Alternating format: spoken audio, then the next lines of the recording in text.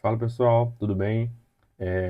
Hoje quero falar sobre a crise dos mísseis de Cuba em 1962, que causou pequeno, uma pequena turbulência, né? Pequena, causou uma enorme turbulência em Washington, né?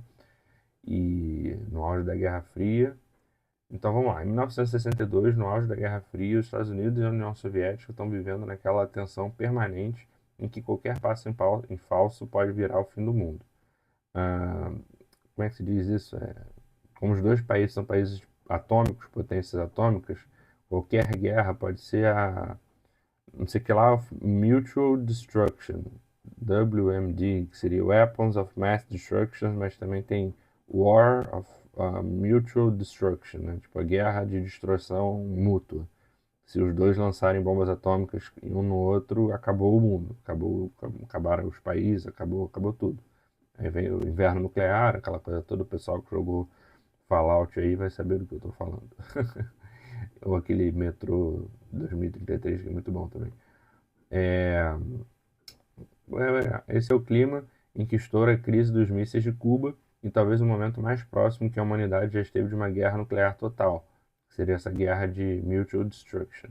Tudo começa com Cuba, uma ilha ali do lado da Flórida, que tinha acabado de passar pela Revolução Cubana de 1959. Para quem não sabe, para quem ainda não viu o Poderoso Chefão 2, até 1959, Cuba era um grande playground dos Estados Unidos, né? Tanto que o segundo Poderoso Chefão 2 tem a cena deles fugindo quando a Revolução Comunista Cubana estoura. Então, até 1959, Cuba era um playground dos ricos estadunidenses, né, norte-americanos. Então, vamos lá. Fidel Castro chega ao poder derrubando o ditador Fulgêncio Batista, que era pró-Estados Unidos, e os Estados Unidos não gostam nem um pouco do rumo socialista da ilha. A tensão cresce rápido, Washington tenta isolar Cuba, cortar relações, impõe sanções. Em 1961, até apoia uma invasão fracassada na Baía dos Porcos, tá até naquela música do Billy Joel, né? Bay of Pigs Invasion, que é a invasão da Baía dos Porcos. Essa invasão dá completamente errado, Fidel se fortalece e é, Cuba corre para os braços da União Soviética em busca de proteção. Aí entra Nikita Khrushchev, que era o líder soviético. Ele vê uma oportunidade estratégica, instalar mísseis nucleares em Cuba, que colocariam os Estados Unidos na mesma vulnerabilidade que a União Soviética já estava há anos, cercada por bases americanas armadas com mísseis na Turquia, Itália e Alemanha. Em outras palavras, Moscou queria equilibrar o jogo.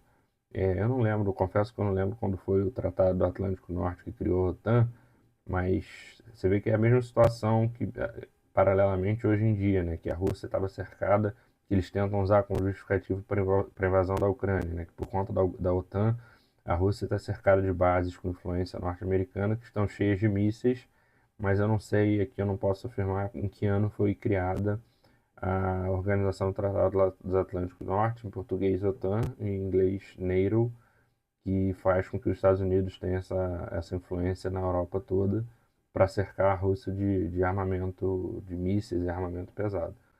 Os soviéticos começam então a enviar armas, soldados e equipamentos para Cuba de forma secreta, tudo escondido em navios, caixas, movimentação noturna. Em outubro de 1962, aviões espiões U-2 dos Estados Unidos fazem fotos aéreas da ilha e descobrem um pesadelo: plataformas de lançamento de mísseis nucleares de médio alcance, capazes de atingir Washington, Nova York e quase todo o território americano em poucos minutos. Tem um livro que eu lembrei agora de meio espionagem, que se chama Nosso Homem em Havana. É sensacional, vale a pena ler. Olha aquela coleção de super clássicos da literatura universal. Cara, é um livro espetacular. Quem tiver interesse, vale a pena ler. Quando o presidente John Kennedy recebe as fotos, ele sabe que aquilo muda tudo. Não era só um movimento militar, era uma ameaça direta ao continente americano. A equipe dele, o famoso XCOM, se reúne às pressas e começam ali os 13 dias mais tensos do século XX. Kennedy tem basicamente três opções na mesa. A primeira, um ataque aéreo cirúrgico para destruir as bases, rápido, agressivo e arriscadíssimo, porque podia matar soviéticos e provocar retaliação. A segunda, uma invasão completa de Cuba, um novo desastre da Baía dos Porcos, só que multiplicado por 1000. E a terceira, uma alternativa mais controlada, que os assessores chamam de quarentena, mas que na prática era um bloqueio naval, ou seja, não deixar mais nenhum navio soviético com armas chegar até a ilha. Kennedy escolhe o bloqueio e anuncia ao mundo, em rede nacional, que os Estados Unidos não vão permitir mísseis nucleares tão perto de seu território. A tensão explode. Navios soviéticos seguem em direção à zona de bloqueio, os americanos posicionam porta-aviões, submarinos e bombardeiros. De repente, o planeta inteiro prende a respiração. Basta um mal-entendido, um tiro acidental, um comandante nervoso e a guerra nuclear começaria. E tem detalhes poucos conhecidos, mas absolutamente reais. Em um dos navios soviéticos havia submarinos armados com torpedos nucleares, e um deles quase disparou contra destroyers americanos.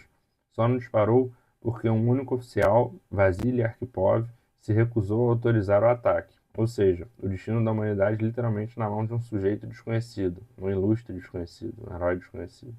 Enquanto isso, nos bastidores, Kennedy e Khrushchev começaram a trocar mensagens.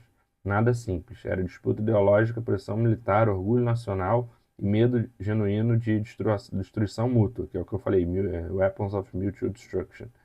Mas aos poucos, as duas potências percebem que ninguém ali ganharia com uma guerra nuclear. É então que surge a solução. Os soviéticos topam retirar os mísseis de Cuba, desde que os Estados Unidos retirem seus próprios mísseis da Turquia, só que em segredo, sem anunciar ao mundo, para não parecer fraqueza.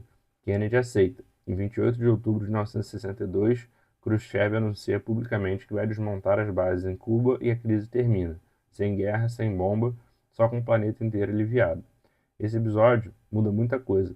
Primeiro, cria a chamada Linha Quente, um canal direto de comunicação entre Washington e Moscou.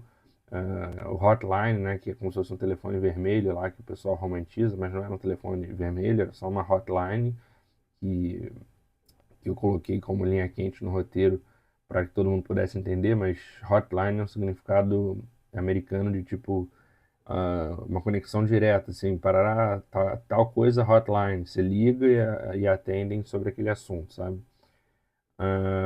Justamente para evitar que o mundo chegasse tão perto do abismo de novo. Segundo, mostra que, na Guerra Fria, a força militar era importante, mas diplomacia era vital. E mais, prova que, às vezes, o risco maior não era a intenção de atacar, mas o medo, a paranoia e a possibilidade de erro humano. A crise dos mísseis também consolida a imagem de Kennedy como um líder firme, mas prudente, e faz Khrushchev repensar até onde dava para esticar a corda com os Estados Unidos. Já para Cuba, o episódio garante proteção soviética por décadas, mas também sela o isolamento da ilha e o início de um longo conflito com Washington.